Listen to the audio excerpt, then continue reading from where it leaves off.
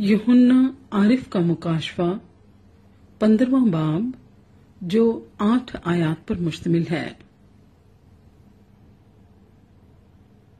फिर मैंने आसमान पर एक और बड़ा और अजीब निशान यानी 7 फरिश्ते 7 पिछली आफतों को लिए हुए देखे, क्योंकि इन आफतों पर खुदा का कहर खत्म हो गया है। फिर मैंने शीशे का सा एक समंदर देखा जिसमें आग मिली हुई थी, और जो उस हैवान और उसके बुत और उसके नाम के अदद पर गालिब आए थे उनको उस शीशे के समंदर के पास खुदा की परबतें लिए खड़े हुए देखा, और वो खुदा के बंदे मूसा का गीत और बर्रा का गीत गा गा कर कहते थे, आए खुदावंद खुदा कादरे मुतलिक, तेरे काम बड़े और अजीब हैं। ऐ अजली बादशाह, तेरी राहें रास्त और दुरुस्त हैं।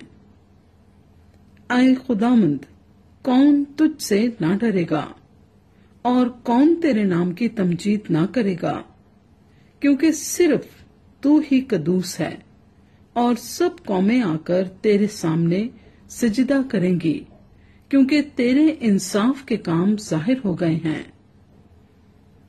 इन बातों के बाद मैंने देखा कि शहादत के खैमे का मकदस आसमान में खोला गया, और वो 7 फरिश्ते जिनके पास 7 आफतें थीं, आबदार और चमकदार जवाहिर से आरास्ता और सीनों पर सुनहरी सीना बंद बांधे हुए मकदस से निकले।